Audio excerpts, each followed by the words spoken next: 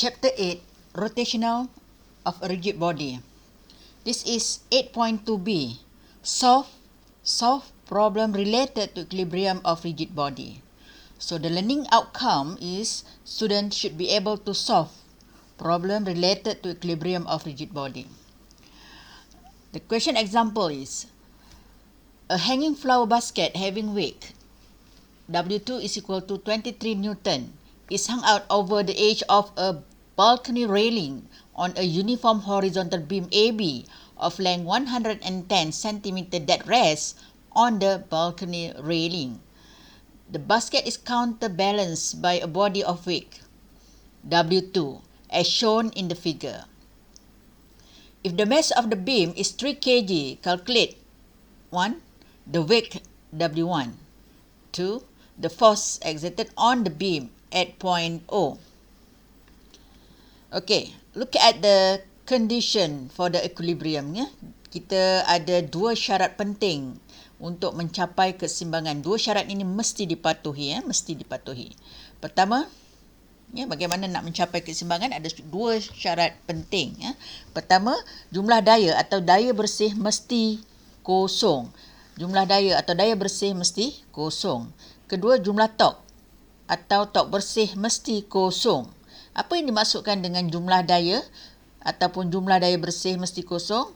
Dia boleh ditulis jumlah Fx, jumlah F pada komponen X mesti kosong, atau dan jumlah Fy sama juga kosong, dan jumlah pada komponen Y adalah kosong. Begitu juga apa yang dimaksudkan dengan jumlah net pada tork. Jumlah pada tork ataupun jumlah tork bersih bersamaan dengan kosong. Apa maksud dia? Kita boleh tulis juga sebagai jumlah tork yang berputar clockwise, objek yang berputar clockwise is equal to jumlah tork yang menyebabkan putaran anti-clockwise. Tork yang menyebabkan putaran anti-clockwise. Jumlah tork yang menyebabkan putaran clockwise dan mesti sama juga dengan jumlah tork yang menyebabkan putaran anti-clockwise, putaran dia. Mesti dipatuhi. Okey. Bila soalan diberi, kebiasaannya kita kena sketch a simple diagram. Kita nak tengok apa yang terlibat dalam simple diagram. Kemudian barulah kita buat free body diagram. Untuk soalan ini dia dah beri simple diagram dia, bunga dan W1 tu, dan railing pada tiang coklat tu. Dia dah bagi, so kita cuma lakarkan free body diagram. Okey, target kita adalah pada uniform horizontal beam AB. Uniform horizontal beam AB. Dia dah beri mass of beam is 3 kg. Jadi beam ini mempunyai berat dia berada di pusat beam. Di manakah pusat itu? Di tengah-tengah beam. Kalau beam itu panjang dia 110 cm, bermakna kedudukan dia sama ada di kiri ataupun di kanan adalah pada 55 cm. 55 cm dari hujung sebelah kiri dan 55 cm dari hujung sebelah kanan. Okey, di sini maklumat yang diberi adalah ni.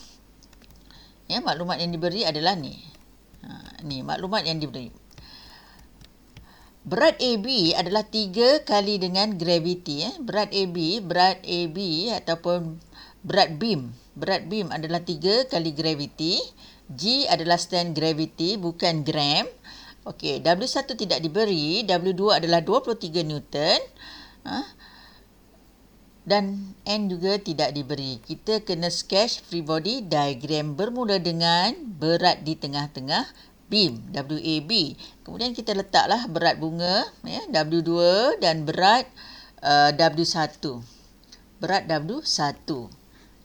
Kemudian kita tengok pada railing tu, pada balcony railing tu, dia telah menyangga beam itu. Dan seolah-olah railing itu bagi satu daya ke atas kepada beam. bagi daya ke atas beam ya, dengan daya normal, dengan daya normal. Jarak di antara normal dengan hujung W2 adalah 35 cm. Jarak di antara daya normal ataupun fulcrum ataupun tempat yang awak pivot ya, moment yang awak tempat yang awak pivot ya, tempat yang ada railing itu, hingga ke hujung satu lagi beban W1 adalah 75 cm. Okey, ini adalah daya-daya yang bertindak. Ini adalah daya-daya yang bertindak ke atas beam tersebut, Okey. Untuk memudahkan kita buat table. Dan perhatikan daya-daya yang terlibat. Bermula dari kiri. Okey. W2, N, WAB dan W1. Cuba kita leraikan. Resolve into two component X and Y. Kita leraikan kepada komponen X and Y. So, kita akan dapat untuk X komponen langsung tak ada. W2 tak ada X komponen, N, WAB dan W1 tak ada. So, kita jumlahkan pada komponen X, the sum of Fx is equal to 0. How about Y? Okey, W2. Kita akan dapati dia negatif. Negatif W3. Ya, telah diberi nilai-nilai ini. Kemudian N kita tak tahu. W adalah ni. Kita dapat W daripada berat beam tersebut ya. W1 tidak diberi. Jadi kita tahu syarat dia kena dipatuhi, iaitu jumlah Fy mesti kosong. Jumlahkan semua. Maka kita akan jumlahkan. Kita tak dapat selesaikan sebab N dan W1 tidak diberi nilai. Jadi kita belum dapat buktikan is equal to 0. Tetapi syarat dia mesti is equal to 0. Okey, kita tak dapat selesaikan persamaan. Kebanyakan soalan sebelum kita pergi mempertimbangkan torque, ada 1-2 nilai unknown dapat diperolehi melalui table. Tapi untuk kes ini, satu unknown pun kita tak dapat selesaikan. Jadi kita perlu selesaikannya dalam syarat yang kedua, iaitu jumlah torque bersih mesti kosong.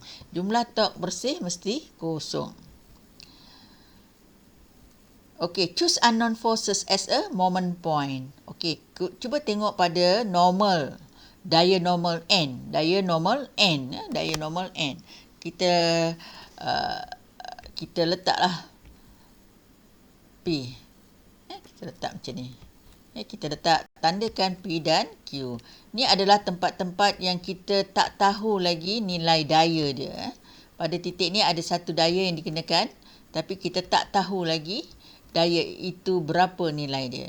Jadi untuk memulakan kiraan, kita kena pilih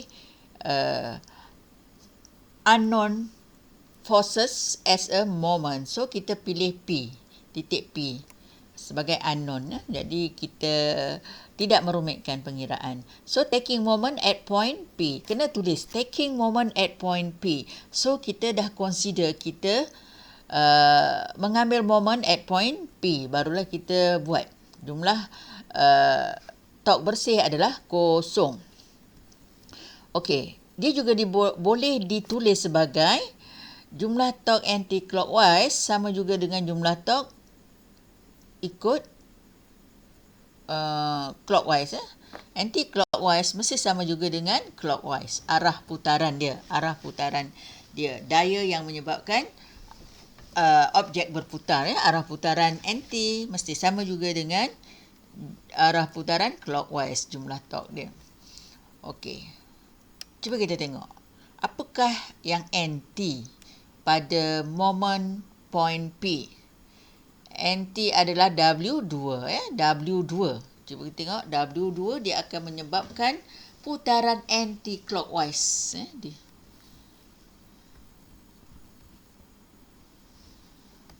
W2. Okey, yang selebihnya menyebabkan putaran clockwise. Yang selebihnya menyebabkan putaran clockwise.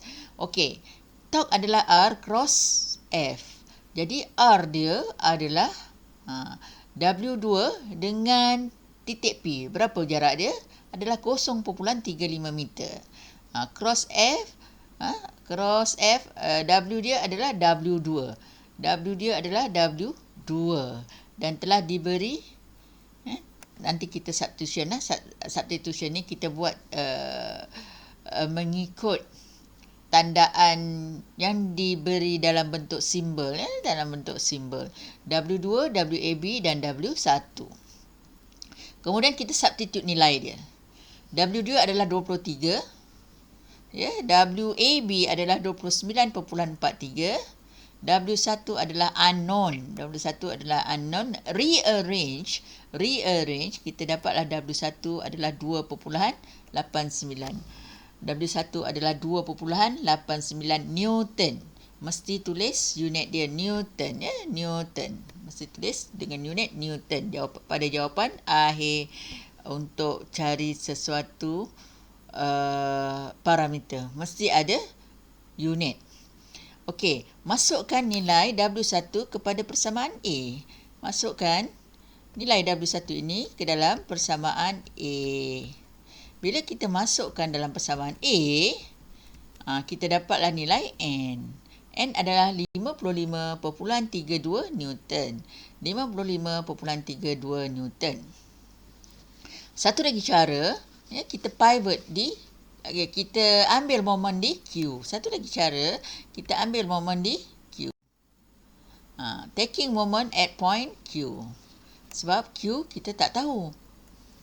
Ini cara method kedua lah. Method kedua. Sebab pada permulaan tadi kita tak tahu nak pilih P ke Q. Kita pilih P. Kemudian kita buat lagi. Andainya kita memilih Q. Sekarang kita pilih Q lah. Teruskan lagi dengan mengambil syarat jumlah torque bersih adalah kosong. Jumlah torque bersih adalah kosong. Ya, jumlah torque bersih adalah kosong. Dan boleh ditulis sebagai jumlah torque anti-clockwise sama juga dengan jumlah torque clockwise. Jumlah torque clockwise sama juga dengan jumlah torque anti-clockwise. Okey, sekarang kita dah ambil momen di Q, ya. Kita ambil momen di Q dan kita cuba bayangkan W2 ni kalau kita kenakan daya di beam seperti W2, dia akan menyebabkan putaran lawan jam. WAB pun lawan jam. Yang ikut jam adalah N. So, R cross F adalah NR sin 90. R dia adalah N dengan titik Q. N dengan titik Q jarak dia adalah 75 cm. Okey, cuba tengok W2. W2 dengan Q, jarak dia adalah 110. Cuba tengok WAB. Jarak dia dengan Q adalah 55. So, masukkan nilai-nilai ini.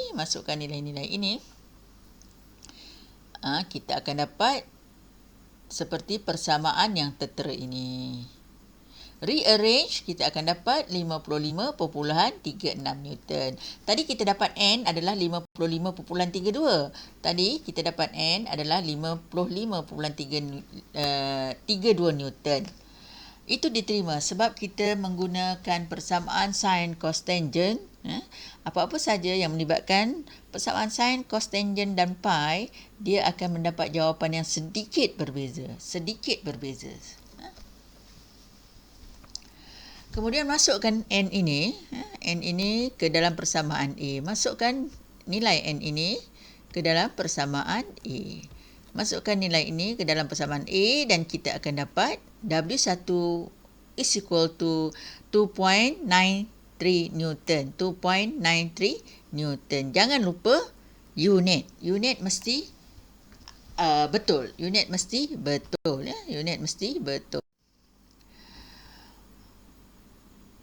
Okey. Sebagai rumusannya di sini, untuk sesuatu rigid body mencapai keseimbangan, dia mesti mematuhi dua syarat penting. Ya. Two condition for equilibrium mesti dipatuhi. Ya. Mesti memenuhi syarat-syarat ini, iaitu jumlah daya bersih mesti kosong, jumlah tok bersih dia juga kosong. Apa yang maksudkan dengan jumlah daya bersih sama juga kosong? Nilai komponen fx sama juga dengan kosong, jumlah keseluruhan komponen fx mesti kosong, dan jumlah keseluruhan komponen y ataupun fy mesti kosong. Seperti dalam tabel, bila kita buat tabel, jumlahkan dia dan jumlah dia mesti kosong. Begitu juga dengan tok bersih. Tok bersih membawa makna jumlah tok clockwise mesti sama jumlah tok anti-clockwise. Apa yang clockwise dan anti-clockwise ni? Dia adalah arah putaran.